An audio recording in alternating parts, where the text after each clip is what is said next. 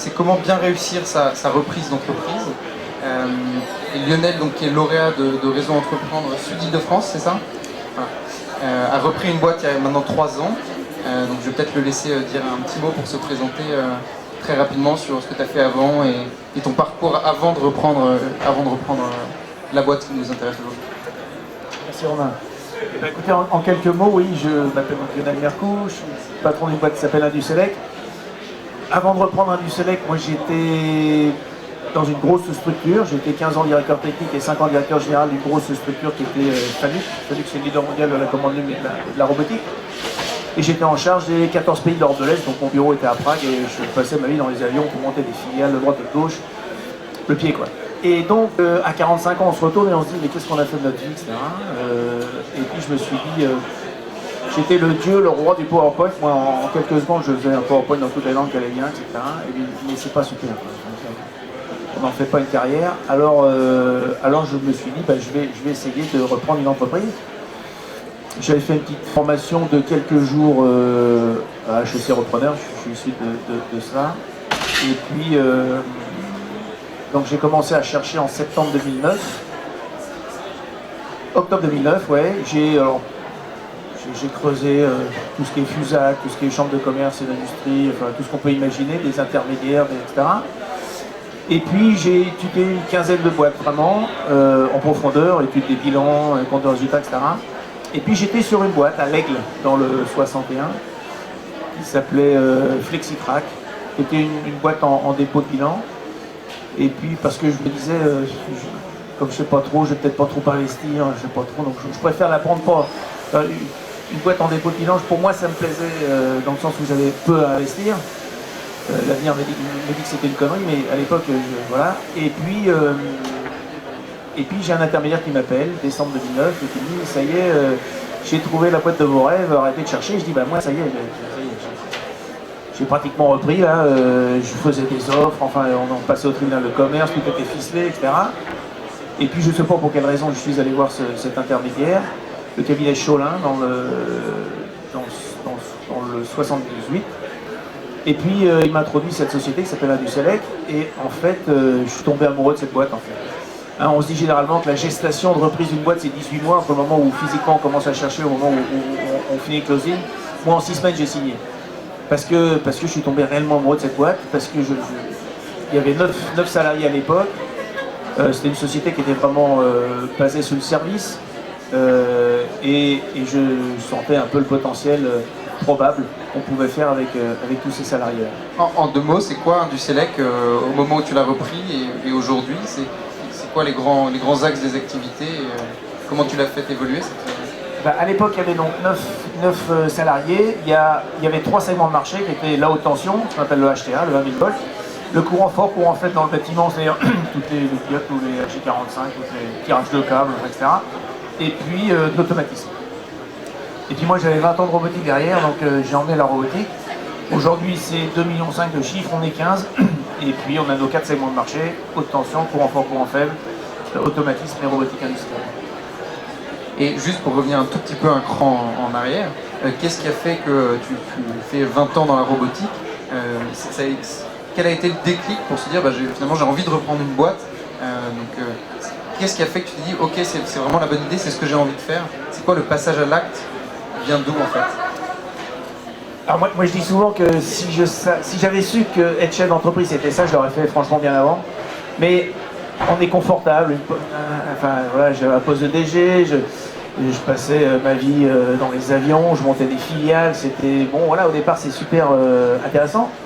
Et puis après on se retourne et on se dit en termes de valeur humaine, en termes de progression, en termes de stratégie, on n'est pas à la base de tout ça.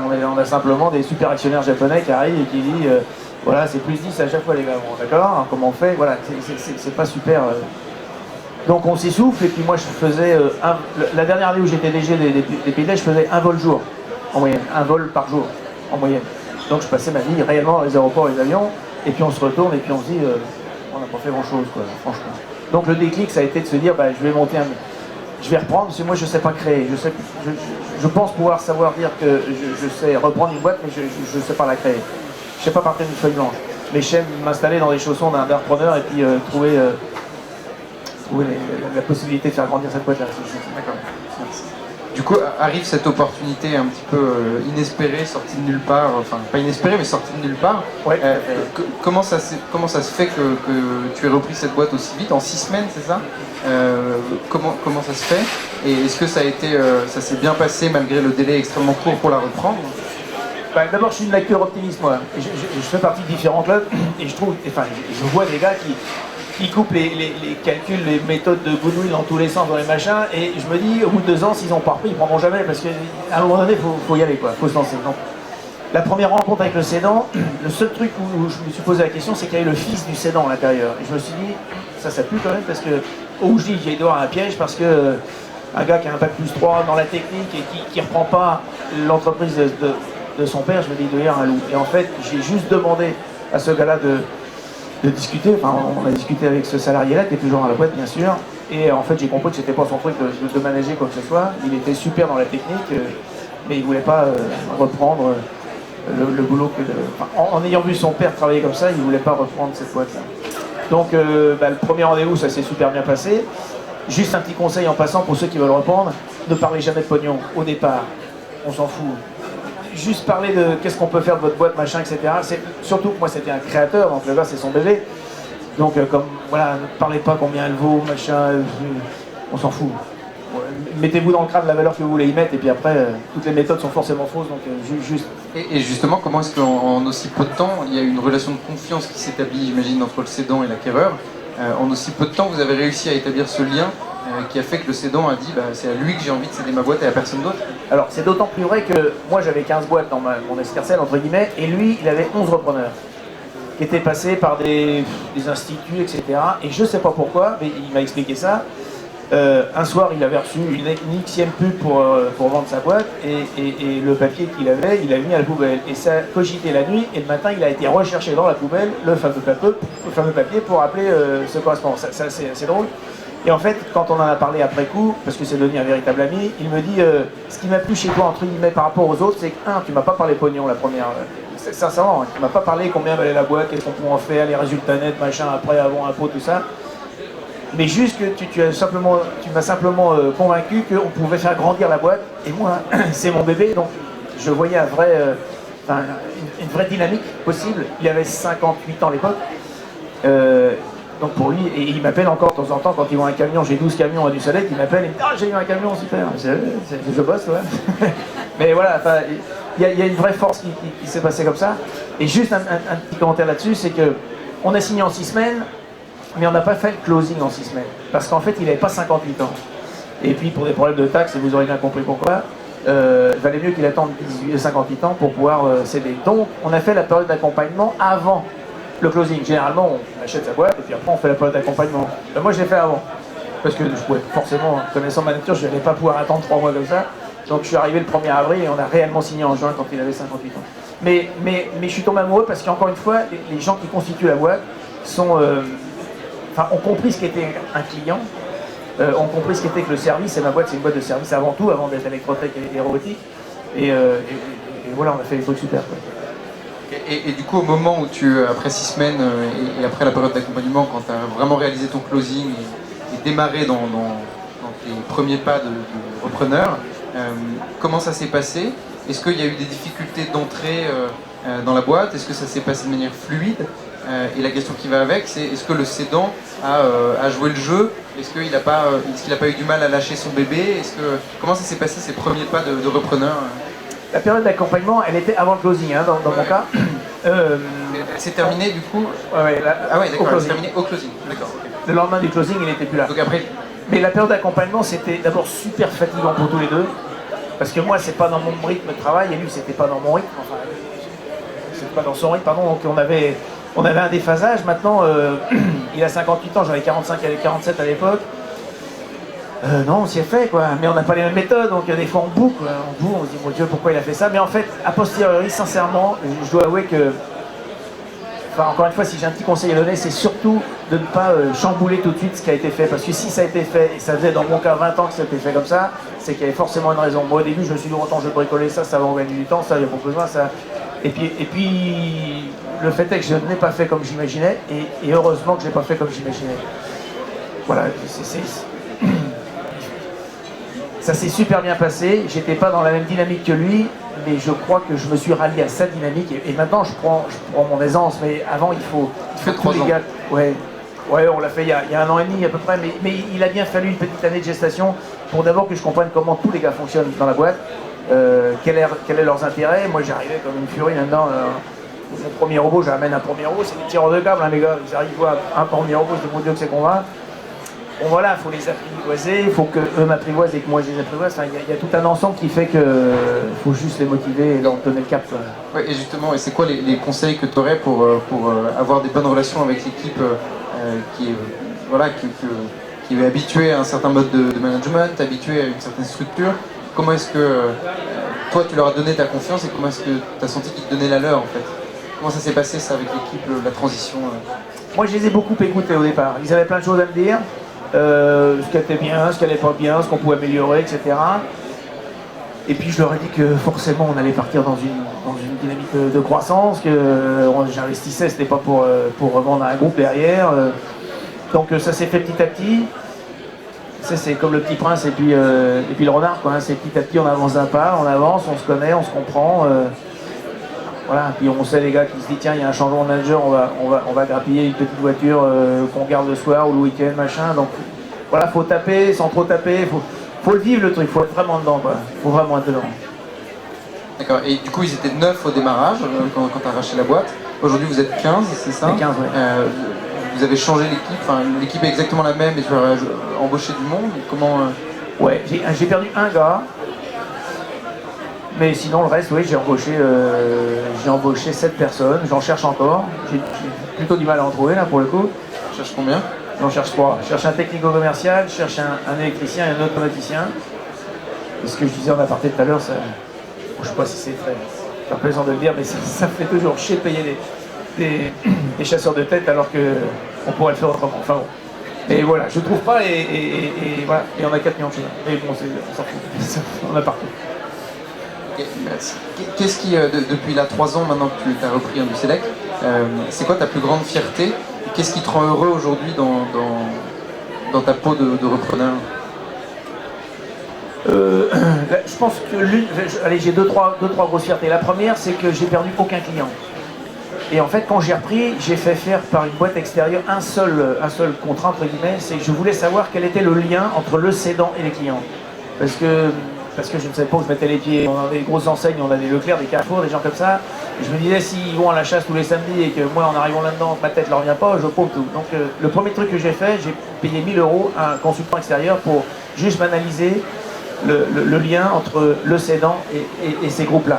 Ça n'a pas posé de problème, du coup, ça a été... Et la conclusion était, il n'y a aucun lien. Le gars, il part 3 semaines avec son camping-car, machin. Il n'y a aucun lien réel et physique qui ferait que, maintenant, si vous faites pas bien votre boulot, vous allez les perdre, mais... Voilà, il n'y avait pas de lien un peu que j'aurais pas pu déceler, quoi. Après, donc la fierté, c'est d'abord d'avoir perdu aucun client.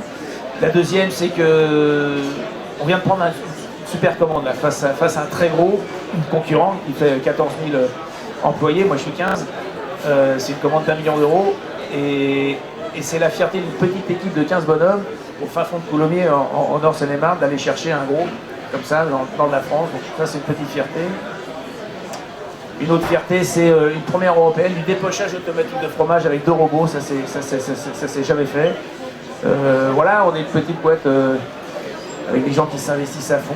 Toi, chaque année, je fais une réunion générale, donc ça n'existait pas, mais moi, je suis de grand groupe, donc forcément, voilà. Et on choisit ensemble une valeur d'entreprise. L'année dernière, c'était le respect, cette année, c'est application d'entreprise. Et force est de constater que les gens comprennent ce que c'est qu'une valeur, l'appliquent et sont dedans, quoi. Non, mais c'est super de reprendre, franchement, c'est top. Et est-ce qu'il y a des difficultés aussi? J'imagine qu'il y en a évidemment, mais c'est quoi les difficultés principales que tu vois, toi, dans la reprise d'une entreprise, une quinzaine de salariés? Je vois pas bien, mais... Il y a des choses sur lesquelles tu as buté en arrivant ou ça s'est passé de manière fluide? Les ressources humaines, c'est toujours un problème. J'adore ça, mais c'est toujours un problème de comprendre. Moi, chez moi, j'ai du CAP, j'ai du A+3. il faut que je trouve le lien entre tout ça. J'ai des gens d'astreinte, 24-24, 365 jours par an. Donc j'ai des gars qui maîtrisent parfaitement, des gens qui sont un peu plus impliqués que les autres. Enfin, il y a tout un ensemble qui fait que je sois... Enfin, en tout cas, il faut être présent, vraiment. Si on veut piloter et reprendre une boîte et qu'on est ailleurs, c'est injouable, c'est injouable. Moi, je voulais être le seul actionnaire. Donc je suis 100% actionnaire. J'ai acheté les 100% des parts. Il y avait 4 actionnaires avant, etc. Mais je me sens conforté de pouvoir prendre une décision. Après il ne faut pas s'essoler. Donc je fais partie de plein de réseaux parce que quand tu as la tête dans le guidon et que tu avances, forcément il y a peut-être un copain qui a une autre idée. En tout cas, il faut partager, il ne faut pas juste rester à l'intérieur de sa boîte, quoi. Ça fait mal. C'est une super transition, c'était ma question suivante, c'est à quel moment tu as sollicité le réseau Entreprendre, quelle aide t'a fourni le réseau, enfin voilà, un petit mot sur ton aventure avec le réseau Entreprendre. D'abord, c'est un gros réseau. Réseau Entreprendre, ça, en fait, pour reprendre, il me fallait un petit peu de sous. Encore une fois, c'est pas une création, donc une reprise et ça coûte un peu plus cher. Donc j'ai sollicité, j'ai 3 prêts d'honneur. En fait, j'ai 20 000 du réseau Entreprendre, j'ai 20 000 du Nord Seine-et-Marne Initiative et j'ai 10 du NACRE. Donc ça me faisait 50 kilos qui me donnait un effet de levier par rapport à la banque. Dans le réseau Entreprendre, ce qui m'intéressait, c'était pas trop l'argent encore, mais c'était surtout le groupe et le réseau, proprement dit. Donc un partage entre créateurs et repreneurs, parce qu'on est suivi, on est suivi d'une part, et puis on est un petit groupe de 12-15 personnes qui se visitons à échéance d'une fois par mois, tous les 2 mois, et puis nous partageons nos expériences. Donc le réseau Entreprendre, notamment, m'a permis d'avoir un peu de sous, de conforter certaines décisions simplement en parlant avec d'autres chefs d'entreprise. Et puis 3, ça me permet aujourd'hui d'accompagner des repreneurs ou des créateurs, parce que ce qu'on nous a donné, c'est bien aussi de le rendre, et tout ce qu'on reçoit, il préfère de le rendre, et voilà, dans ce réseau-là, ça... Donc ça veut dire qu'en fait, tu as été lauréat de Réseau Entreprendre il y a maintenant 2 ans, 3 ans, 2010, et aujourd'hui tu es adhérent de l'association, c'est-à-dire que c'est à ton tour de donner du temps...